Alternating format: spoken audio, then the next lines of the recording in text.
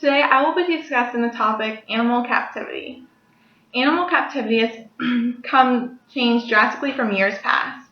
Though there are many different types of captivity, I will be speaking about two different types that interest me the most.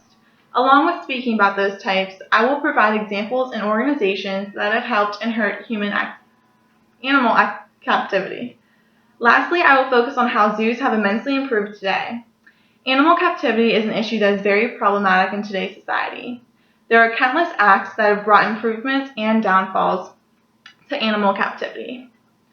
To begin, I will talk about the first initial signs of animal captivity that dates back as early to the ancient Egyptian times.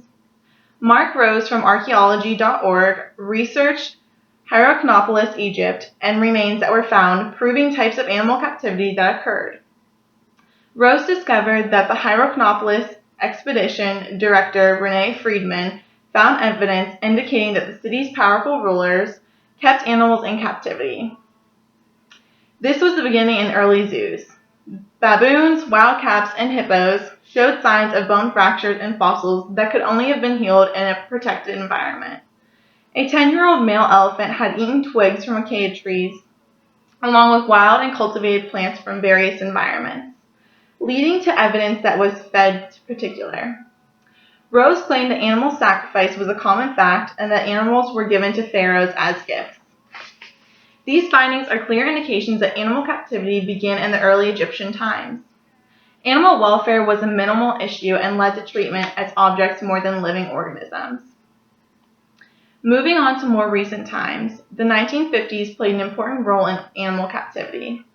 Zoos and circuses were two types of captivity that became very popular at this time. Shows such as Zoo Quest with David Attenborough were shown and interested people to collect exotic animals and display them for public entertainment. Animals were taken out of their natural habitats and forced to wear costumes.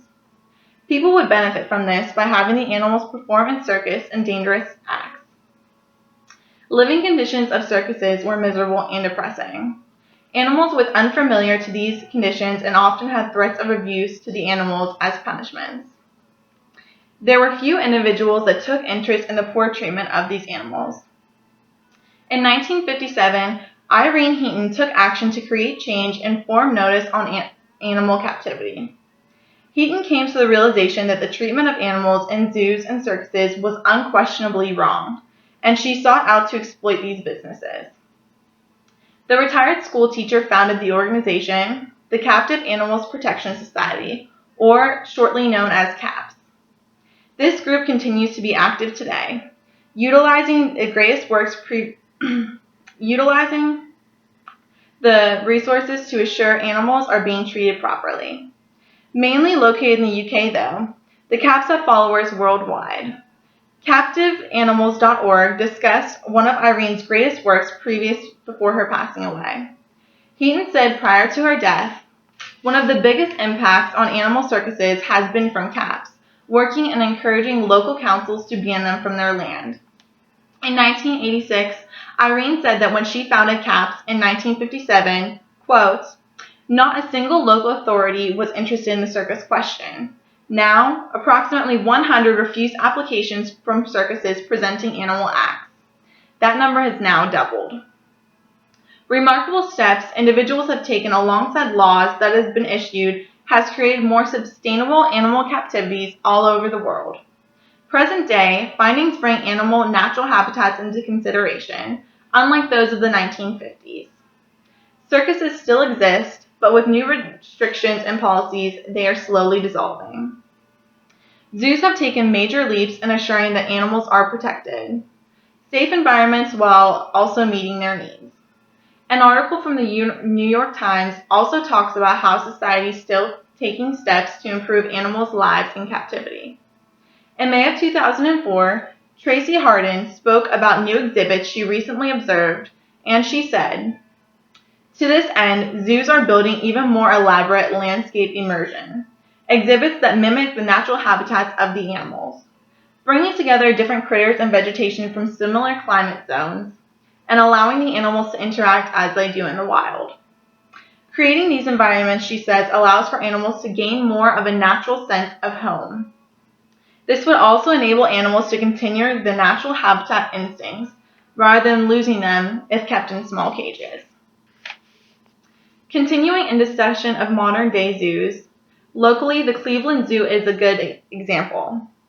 The Cleveland Zoo consists of 183 acres and is home to 3,000 animals, representing 600 species. The zoo is a member of the Association of Zoos and Aquariums and also participates in 58 species survival plans. This shows that the Cleveland Zoo is active in rescue organization of their own animals along with those in the wild. This zoo is partners with many different conservation projects.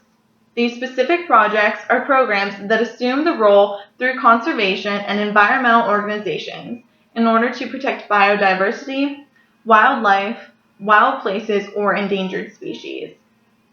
Over 600 conservation projects worldwide have been supported in past years by the Cleveland Zoo and Cleveland Zoological Society.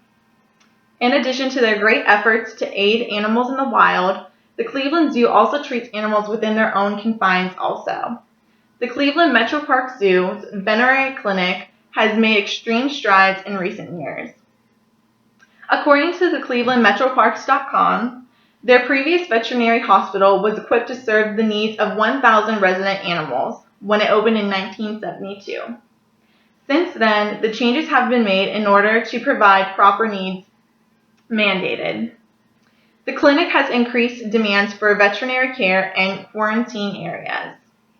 It is now capable of holding up to 3,000 or more specimens at a time. The state-of-the-art equipment is regularly replaced through new advancement. This ensures veterinary care is at regulation if needed. Lastly, the clinic recognizes growth in management and research. Collaborating with professionals, it brings quality care for all animals. The Cleveland Veterinary Clinic is a 24,000 square foot structure that solves one of the biggest challenges, adequate space. Divided into 4 areas provide many opportunities for researchers and zoologists. The 4 areas include hospital, quarantine, environment, and conservation science. Along with those, education pavilions are also provided. Separate areas create a safe environment as well as natural needs for each animal.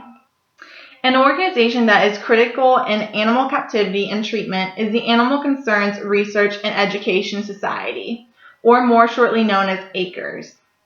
Unlike many organizations which seek to shut down facilities violating animal rights, ACRES inspects and ensures conduct codes are being followed. Ultimately, this will create more assurance that animals in captivity are being treated with the correct care. This group of many that can be seen as a major contributors to seeking the positive treatment of animals within captivity. In conclusion, to informing you on the characteristics of animal captivity, it is an issue that has been a part of society for back in history. The aspects of holding animals within a kept confine and out of their natural habitat will continue in many years to come. Although negative aspects exceed the positive, organizations are working together to create safe and productive captivities for animals. In all, understanding the different features that animal captivity holds will benefit you and your individual's position on the issue.